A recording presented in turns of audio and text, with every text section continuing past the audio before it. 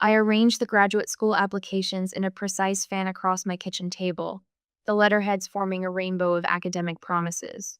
Princeton, Columbia, Georgetown. My fingertips trace the embossed insignias while my laptop screen glows with my meticulously crafted budget spreadsheet. The numbers don't lie. Tuition, $52,600. Housing, $18,400. Books and supplies, $3,200. The total stares back at me, daunting but manageable thanks to the $85,000 education fund my grandmother established before she passed last spring. "You have your grandmother's mind," she'd told me once, her papery hand squeezing mine. "Sharp as a tack. Use it for something that matters." My phone feels heavy in my palm as I dial. The spreadsheet's neat columns shimmer through a sudden film of tears, not sadness, but anticipation. After years of putting my own dreams aside, the path forward is finally clear. Dad answers on the third ring. "Madison, how's my responsible daughter today?" "Hi, Dad. I'm actually calling about Grandma's education fund." My voice rises with genuine excitement for the first time in months. I've narrowed down my grad school choices, and I need to discuss accessing the money for the deposits. The silence that follows stretches one beat too long. "Dad, are you there?" Yes, yes. His voice drops half an octave. "About that fund, there have been some, temporary family adjustments." My stomach clenches. "What kind of adjustments?" The rustle of the phone being passed. Mom's voice now, falsely bright. "Madison, honey, the timing of this call is... Well, we were planning to discuss this with you soon." "Discuss what?" "The education fund." She clears her throat. "That money's gone to your sister's condo." The room tilts sideways. "What?" "Brooke and Travis needed a decent place, and the market was just perfect. You know how real estate opportunities work, strike while the iron's hot." Mom's words rush together.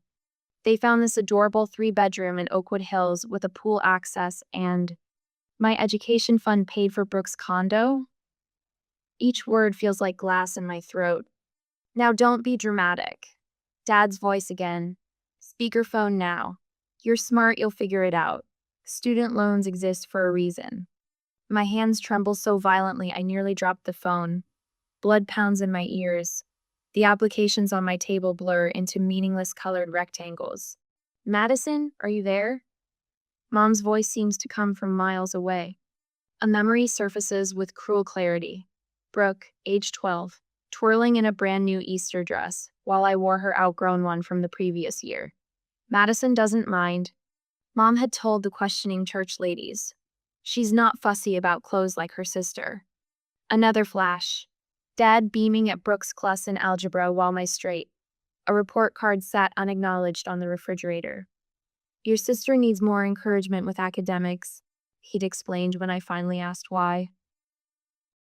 The pattern stretches back through my entire childhood. 2 daughters. 2 standards. Madison the reliable one. Madison the low-maintenance one. Madison who never needed attention because she always figured things out on her own. "How long?" My voice sounds foreign to my own ears. "How long have you been taking money from the fund?" Dad sighs.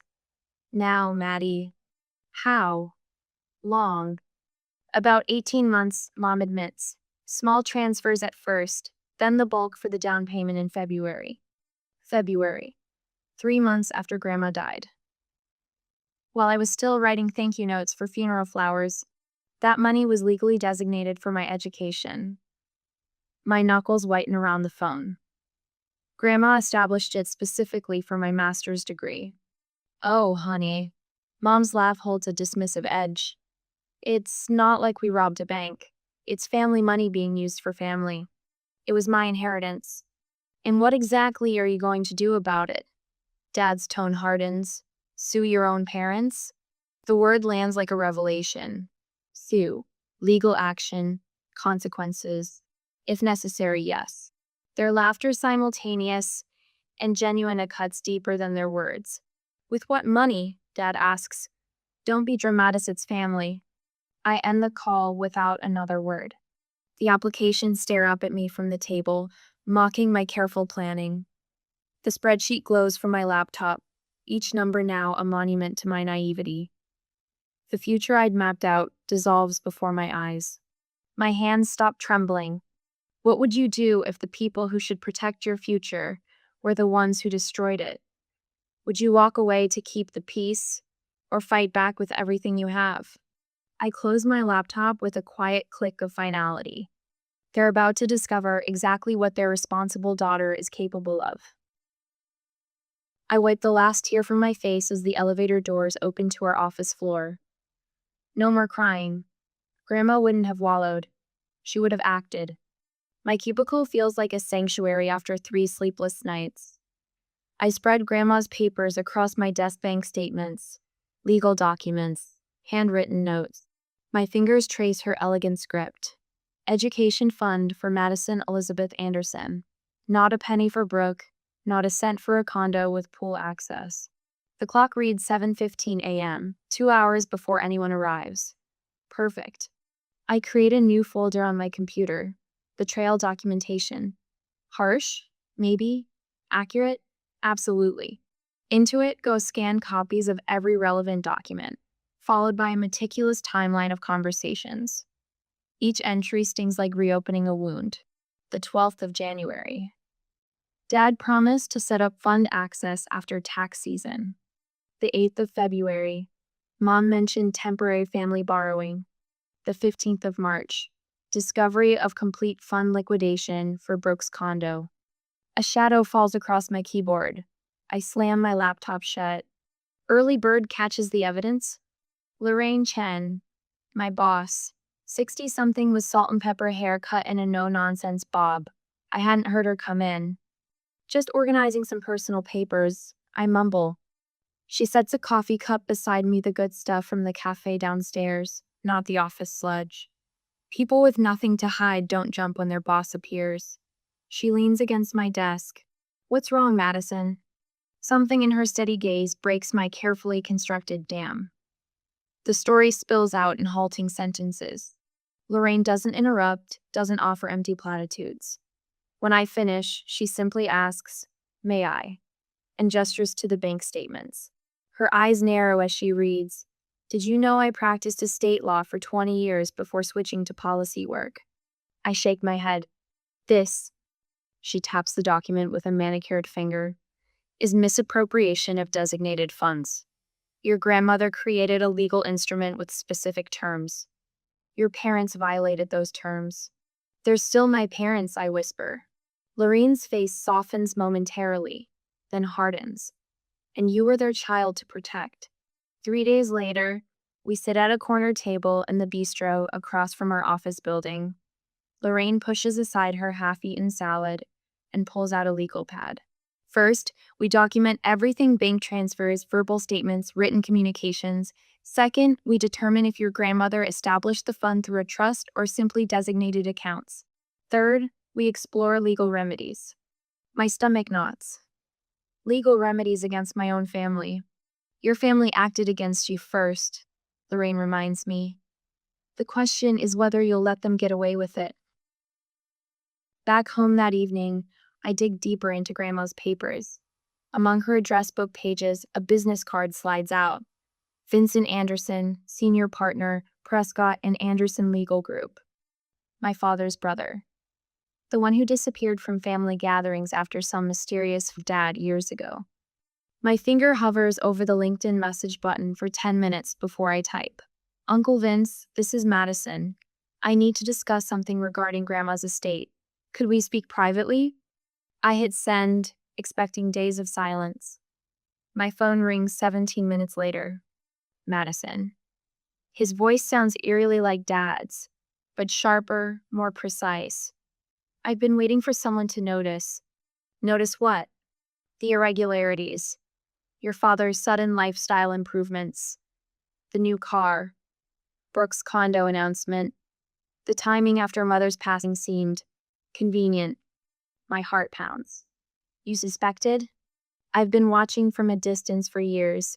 Your father has a history of financial creativity. I couldn't prove anything until now. 2 days later, I sit in an imposing conference room at Prescott and Anderson.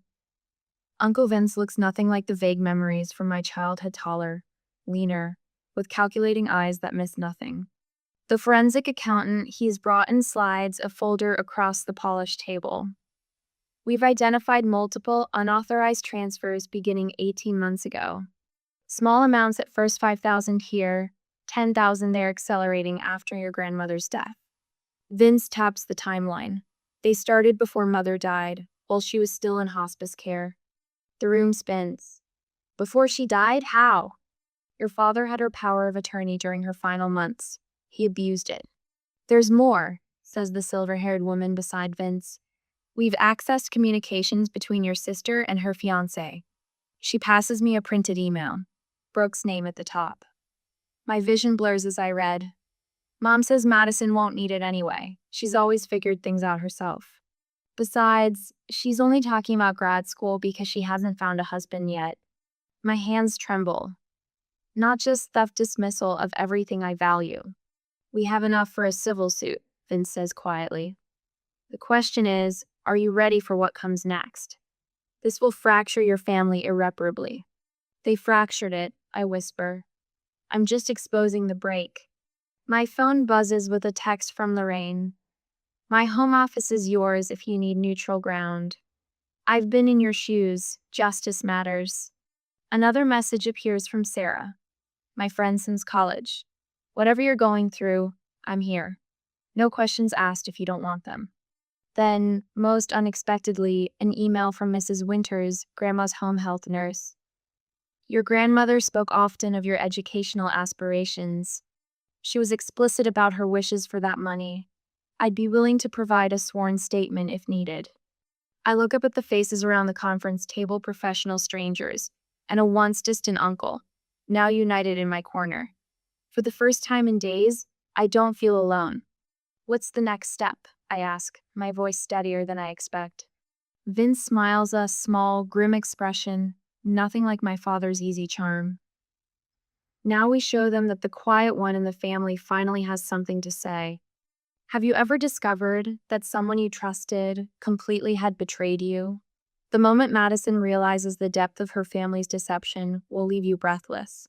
Share in the comments if you've ever had to make the painful choice between family peace and personal justice.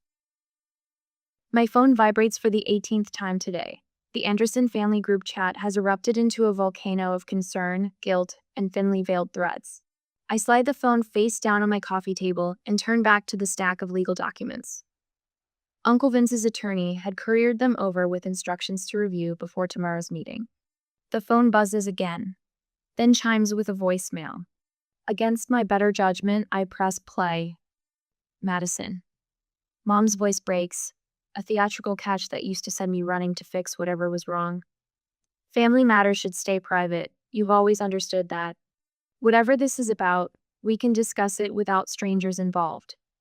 Call me back, honey. Please. Delete.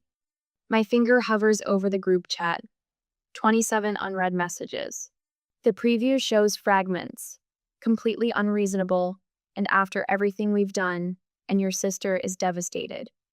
The phone rings Dad's direct line. I answer before I can think better of it. Madison Elizabeth Anderson. His voice carries that specific timbre of paternal authority that once made my shoulders curl inward. There are consequences to disloyalty that you haven't considered. Like what? My voice emerges steadier than I feel. That job of yours? 3 calls to the right people and... Are you threatening me? His sigh rushes through the speaker. Don't be dramatic. I'm stating facts. Actions have consequences. Think about what you're doing to this family. I end the call and block his number. 10 minutes later, Brooke texts separately from the group. Travis and I might lose our dream home because of you.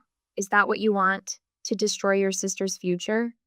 I set the phone down and stare at the wall. The irony sits bitter on my tongue. Rain patters against my apartment windows. I've been sitting in the same spot for 2 hours, the lawyer's business card in one hand, phone in the other. My thumb hovers over the delete contact button. A knock at the door startles me. Sarah stands in the hallway with a bag from our favorite Thai restaurant and a concerned expression. You didn't answer any texts, so I figured. She holds up the food. Pad C shoe, extra broccoli. I step aside. Sarah spots the legal papers on my coffee table, the lawyer's card in my hand. You were about to back out, she says, not a question. I sink into the couch. They're still my family. Sarah unpacks containers with deliberate movements. My therapist calls what your parents do reactive abuse. They push and push until you finally react, then paint you as the villain. It's just money, I whisper. It's not, though. She sets a plate in front of me. It's 27 years of being the family doormat. It's your grandmother's wishes. It's your future. The next morning, a package waits at my apartment door. Inside, a hardcover notebook bound in forest green leather. The first page holds Lorraine's precise handwriting. Your future, your terms. I trace the letters, remembering my boss's face when I'd finally broken down in her office. The education fund story spilling out between sobs. Because you thought it made you strong, Lorraine had said when I admitted my lifelong silence. But silence isn't strength, Madison. It's permission. My silence enabled them. For 27 years, I'd swallowed their favoritism, accepted their excuses, believed their gaslighting. I'd been the good daughter who never complained, never demanded, never fought back. Not anymore. Vince's law firm occupies the top floor of the Hawthorne building downtown. Floor-to-ceiling windows frame the city skyline as the forensic accountant clicks through her presentation. The timeline is irrefutable, she says, pointing to the spreadsheet projected on the wall. The first unauthorized transfer occurred 18 months ago, a test amount of $2,500. The evidence lays bare every manipulation, every lie. Bank records show withdrawals began 3 months before grandmother even passed. Power of attorney documents bear signatures with questionable authenticity. They started stealing before she died? My voice sounds distant to my own ears, and accelerated once you began asking questions. The accountant highlights a series of rapid transactions. When you mentioned the fund last month, they immediately began transferring assets between accounts, converting others to your sister's name. Vince's hand covers mine briefly. There's more. The lawyer slides a phone across the table, a text exchange between Travis and my father. Travis, should we mention the house at dinner? Madison might ask where the money came from. Dad, say nothing. She knows it's her grandmother's money, but she won't make waves. She never does. My throat tightens. We also found this. The lawyer gently places a leather-bound journal before me. My grandmother's distinctive handwriting fills the pages. The 12th of October, spoke with the attorney about Madison's education fund. She has her grandfather's mind for policy. The master's program will give her the credentials she needs. I've made it clear the money is only for her education. Robert and Diane tried to suggest it should be split between the girls, but I was firm. Brooke has always been their priority. Madison will be mine. Tears blur my vision. The settlement offer arrives by courier 3 days later. A payment plan, a formal apology, an offer to help Brooke and Travis find more appropriate housing. That same day, my aunt calls to warn me about the family intervention planned at my apartment that evening. Your mother's invited the pastor and her bridge club friends. They're planning to ambush you at 6. I don't go home. Instead, I sit in Vince's study, watching rain stream down his windows while he makes us both tea. The settlement isn't terrible, he admits, sliding the papers toward me. You could walk away, take the money, let them save face. For a moment, I waver. The lifetime habit of keeping peace nearly overwhelms me. What would you do? I ask. Vince sets down his cup. It's not about what I would do, it's about what your grandmother wanted for you. I need to do this. The words solidify something inside me. Not just for me, but for Grandma's wishes. For what's right. In that moment, I feel her presence not in some mystical way, but in the straightening of my spine, the lifting of my chin. I push the settlement papers away. Let's schedule the hearing, I say. And Vince? Let's make sure it's in the larger courtroom, the one with plenty of public seating. Vince's eyes widen slightly, then crinkle at the corners. He reaches for his phone. They say the quiet ones surprise you the most. My family never imagined their sensible daughter would stand up to them. They're about to learn just how wrong they've been. I step through the courthouse doors wearing Grandma's cameo pinned to the lapel of my simple black dress. The weight of it against my chest steadies me as I scan the marble lobby. My lawyer, Sharon, checks her watch and nods toward the elevators. Ready? The courtroom doors swing open, and a wave of murmurs crashes over me. The gallery is packed not just with the expected legal teams, but with faces I recognize from every corner of my parents' carefully curated social life. Pastor Michaels from First Baptist, Mrs. Winthrop from Mom's Bridge Club, 3 members of the church finance committee. They shift in their seats, eyes sliding away when I meet their gaze. My parents arrive 7 minutes late, Dad in his golf tournament blazer, Mom in a cream St. John knit suit. Brooke trails behind them, holding Travis's hand like she's being led to her execution. Judge Harriman peers over her glasses. Anderson versus Anderson, case number 47,291. Sharon rises, placing 3 binders on the evidence table. The projector casts bank statements onto the wall. Red circles highlight transaction after transaction, arrows connecting them to my parents' accounts, to Brooke's mortgage documents. Dad shifts in his seat. His attorney, a country club friend named Walter, with thinning hair, shuffles papers without making eye contact. Mrs. Anderson, Judge Harriman says when it's my mother's turn, did your mother-in-law explicitly state that this fund was for Madison's graduate education?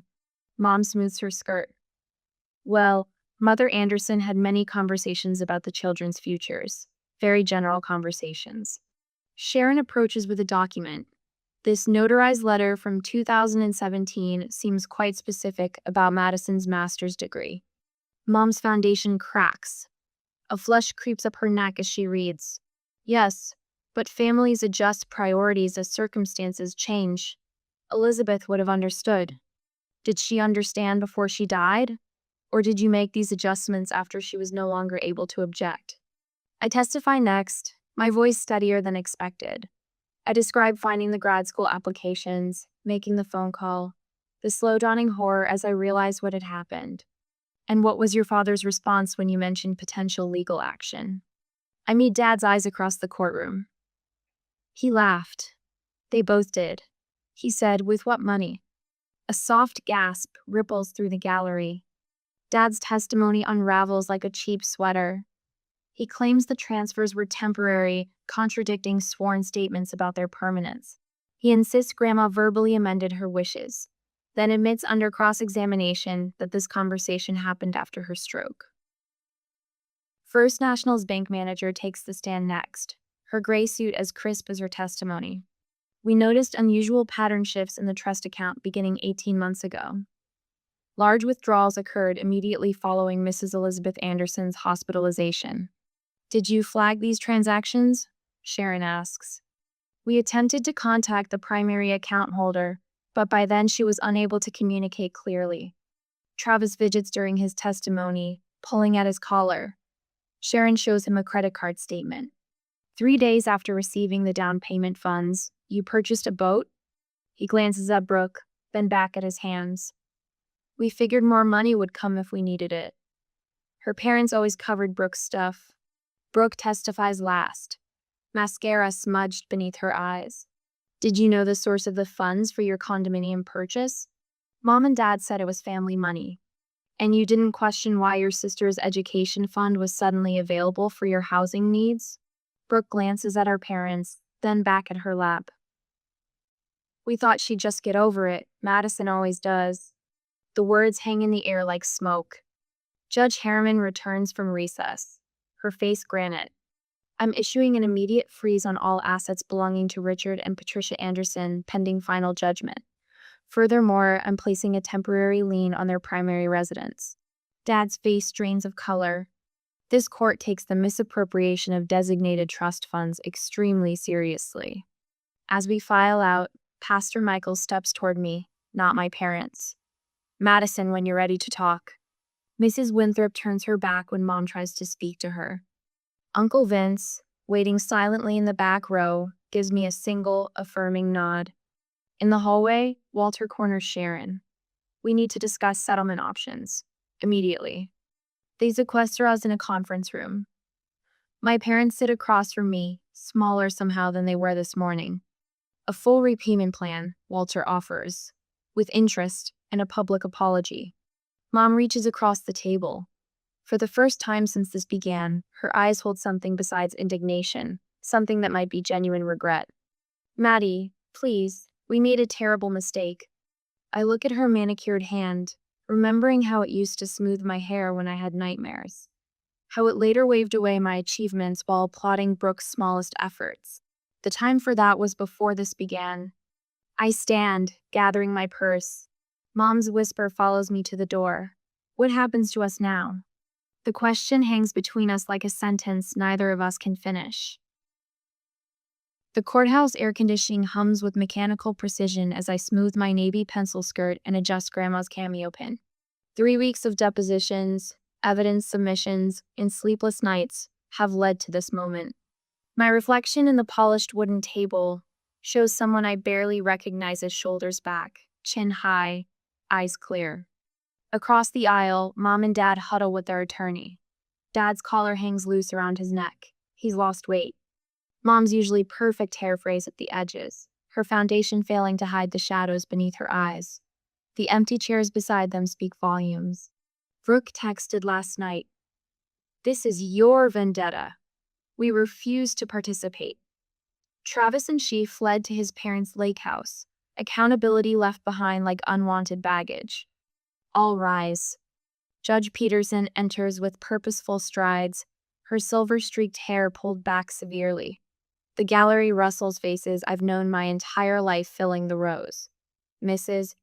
Kavanaugh from the church social committee. Mr. Wallace from the country club board.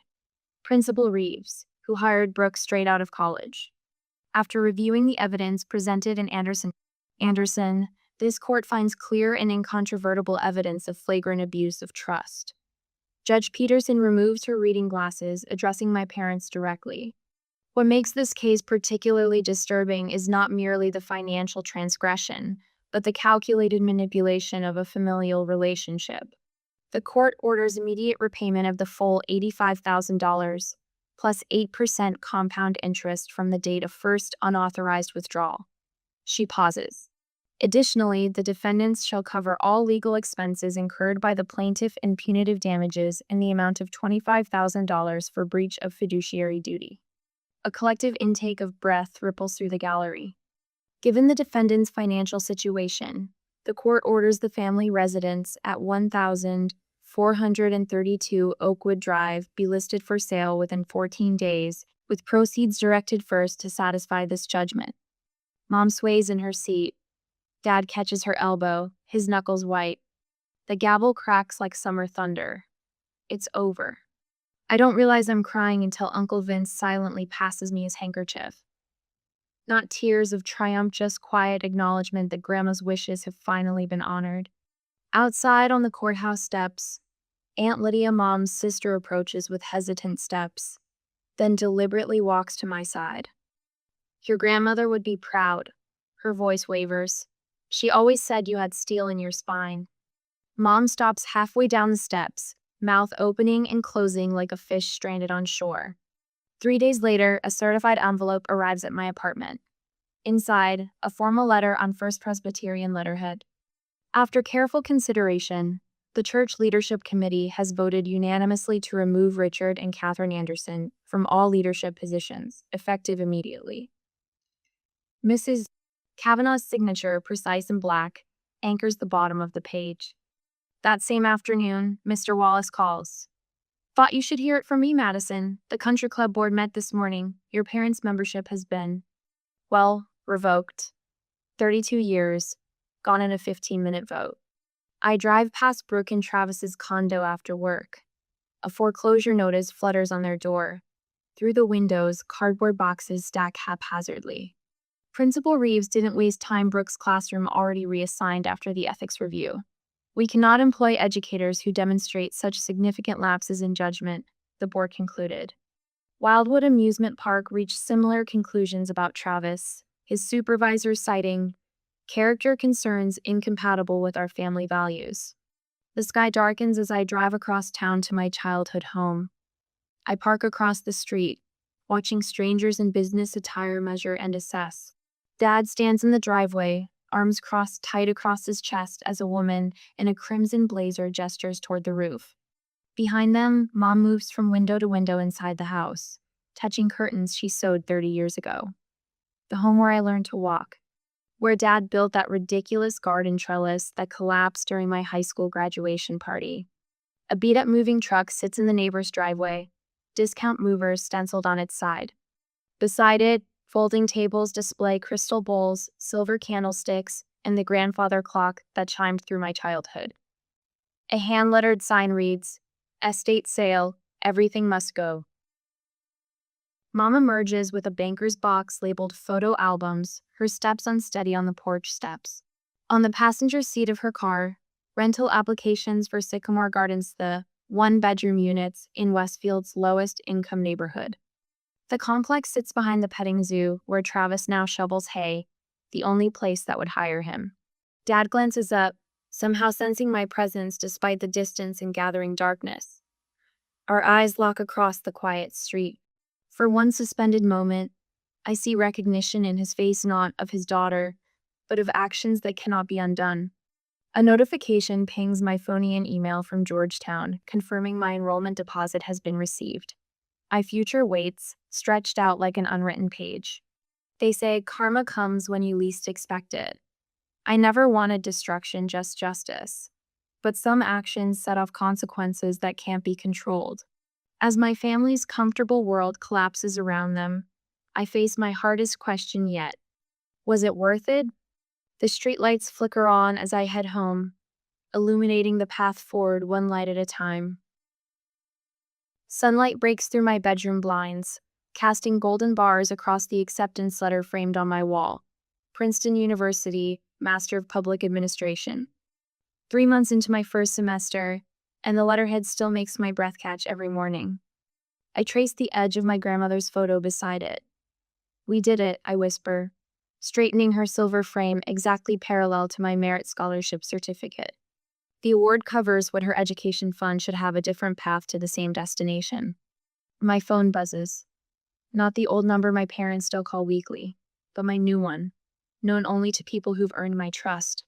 "Ready for tomorrow's presentation?" Uncle Vince asks when I answer. "Almost. Just finishing the section on trust protection clauses." I adjust the cameo pin at my throat, the one possession of Grandma's I wouldn't sell to help finance tuition. The committee will be impressed. Not many first years tackle financial reform legislation. Experience is a thorough teacher, I say, the words falling into the comfortable rhythm we've established since he became my ally. After we hang up, I stand at my apartment window. From here, I can see the distant clock tower where I'll present tomorrow. My reflection overlays the campus view, shoulders squared, chin lifted. A posture unrecognizable to anyone who knew me a year ago. 4 blocks away, in a one-bedroom apartment above a laundromat, my parents unpack groceries from the discount market. Dad sorts coupons with the same hands that once signed away my future, without hesitation. Mom washes dishes while watching Travis walk dogs at the petting zoo, visible through their kitchen window. The condo they bought, Brickney Condo, in truth stands empty now, foreclosure notice taped to its door. According to Sarah, who still follows my sister online, Brooke's social media has devolved into lengthy pleas for sympathy that meet increasingly cold responses. My parents' apartment doesn't even have room for a dining table. They eat at a card table, surrounded by the few possessions that weren't sold to satisfy the judgment. Dad's golf clubs are gone. Mom's porcelain figurines too. The family portrait that once dominated their living room wall now hangs crooked in their narrow hallway. I don't feel the vindication I expected. Just quiet certainty that consequences have found their proper homes. To Madison's first semester.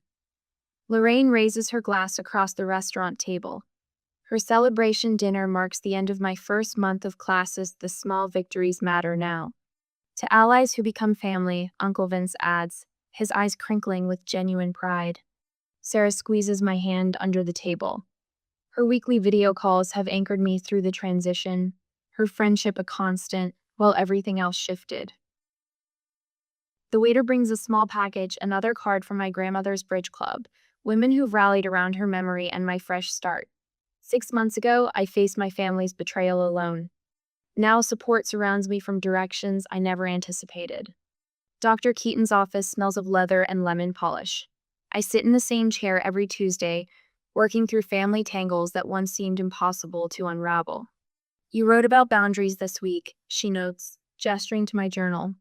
They're not walls, I say, surprising myself with the insight.